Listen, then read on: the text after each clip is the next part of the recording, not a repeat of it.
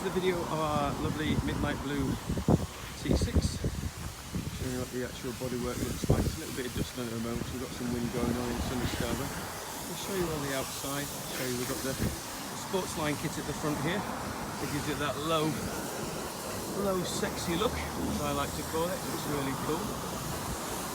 Following around the DRC alloys and new wheels. I'm not sure if they're 18s or 19s. They're quite high. It's got a lovely high ride on it. You can just see there's new shock absorbers, or what will you call them, underneath there. So they're all new. So the bodywork's beautiful. You can probably see my reflection there. We've got the nice runner bars going on there in black. Nice, it matches all the black. It's matching with the blue there. Same with the wheels there. It's obviously the outside window. It's a sliding window. We'll go inside. You'll see them in a minute. That's your outside hookup for your mains electric, which pops up if we open it up there. So you've got all that there. Again, in black, so it matches nicely. You've got the sports wings on the back there of the barn doors. And again, you've got the nice reversing cameras there. Well, I've got a lot of walls around here to get round. Again, you see there's a few little spots where it's been raining on it, but it's all the actual bodywork's beautiful. It's really quality bodywork on that one. When you come around here, you see the sliding door's already open, so slide the way around here. Right, we get to see the internals. They're all brand new footwells on there as well. We've been walking there, so it looks as you've got a few foot marks on it, but yeah, they're all brand spanking new then. And we go to the interior. Now this is the dark cherry pine. I think it's just very slightly darker than the normal cherry pine, but hardly, you can't really tell. We've now got the nice spark. Oh, we've got the sparkly work top on there with the nice got your sink and a little tap with a little bit of a squeak on it. Got the tap there, and we've got the twin hob here. So again, it's not even been used. I think it's been lit up once when we had the gas certificate done.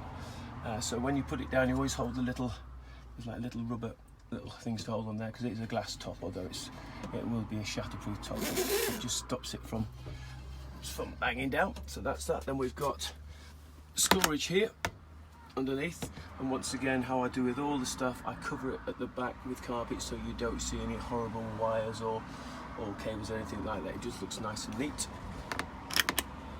The fridge, which is here, can't see with my hand to open it.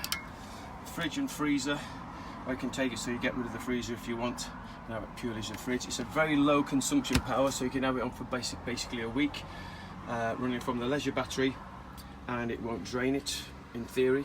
It switches on and off from there. I think you see the little light coming on, the sunlight's a bit bright here. We have a diesel heater there, which is controlled with a fob. But there's also a controller up there on the left hand side. That's your diesel heater controller.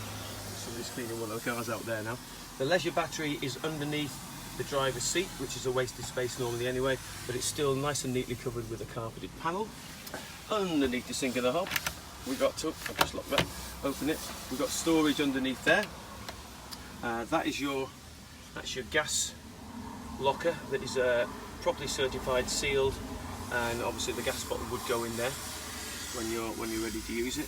And again, this is all storage under here. You're going to see a little bit, unfortunately, because this is where the underneath of the actual gas hob is, so it needs to have space if there are any leaks, which there won't be, but you have to legally do it, so it's like that.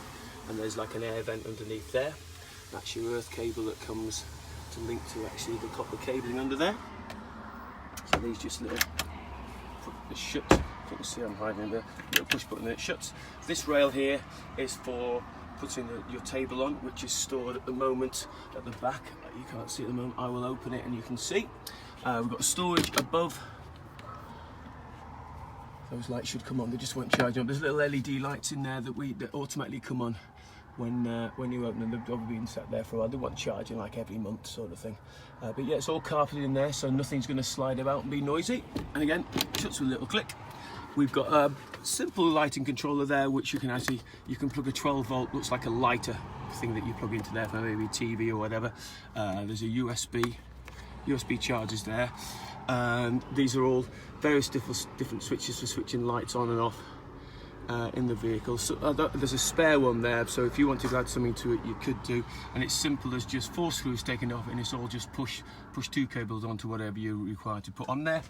That's the controller for the Sergeant controller, which I'll show you in the back in a second.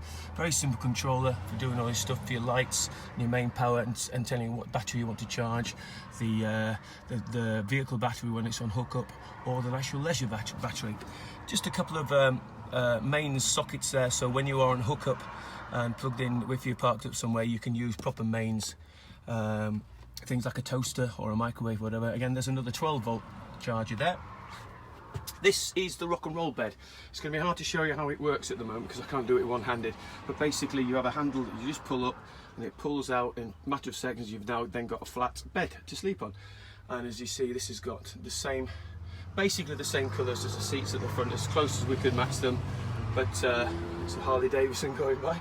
And then we put the nice beautiful VW signs in it as well that matches the midnight blue on the outside. Underneath, once again, we've got some storage, and it's not just, I don't know if you can see it properly, it's not just open and empty, it's carpeted so you can fit a few things in there, whatever you want to do. It just stops things moving about, but if you prefer not to have that in there, it's just a case of 4 screws, you can take it out, you can have it completely open if you want to. So yeah, that's nice underneath there. We've got some LED lights at the bottom. If you can see, there'll be blue LEDs. There's no point turning on now because you won't see them because it's in the daylight. So let's go round now to the back. I'll show you the back. Barn doors.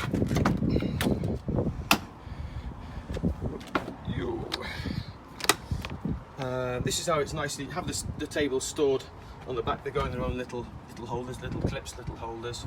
Some of them can't see in the sunlight properly here. And all I've done is I put just a bungee elastic on there. Just stops it anything rattling, because nothing more annoying than when you're driving it rattling. We have the van shades, which you can see there, that are beautiful colour matching once again, instead of the usual little black twirly curtains that they tend to have in some of the vans.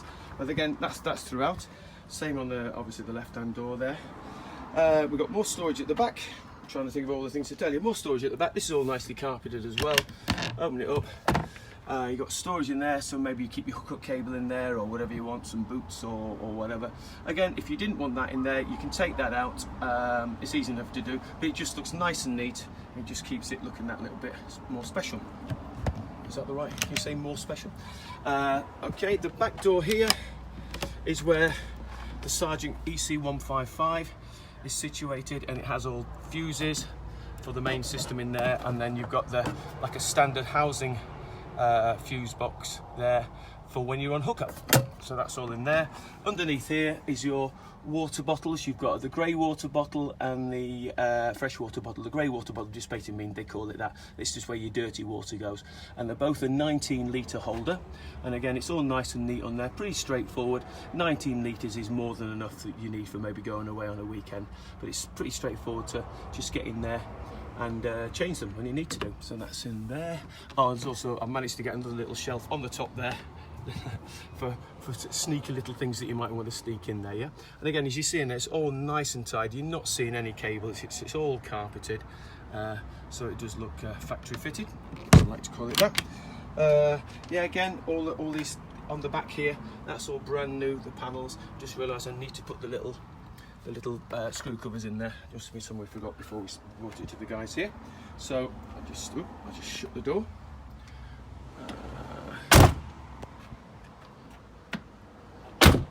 Okay, let's come back around here. I think you've seen most of what I wanted to say here. Yeah, the front all looks great. There's even if you get too close to somebody on a cycle, it beeps to let you know. The sensor there.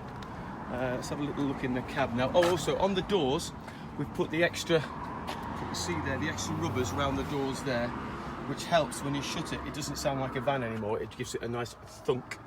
Yeah, just showing you. These are the front internals there. This underneath here, the actual passenger seat. You've got storage under there, as you can see there, nice and tidy. this seat swivels around easily by just twirling those two knobs. And there's two, if you can see there's two at the front. You lift up, and within like a couple of seconds, it spins around. It's hard for me to do it on my own when I'm videoing it, but it's straightforward. It's a standard, it's a Caravan's swivel seat there. So I get to show you a little bit of what the dashboard's like. Ooh. Yeah, again, nice and tidy, nice and clean. See if I can see everything here. Yeah, it's all nice. You've got a control for lights in there, for like your reading lights there. But you can see, yeah, it's all clean throughout. There's no marks on it whatsoever. There's another USB charger there. I think that's about everything that you need to see. And of course, you've got the pop. There is a pop top. Of course, you've got the pop top with the bed. But again, it's going to be a little bit awkward for me to try and open it myself.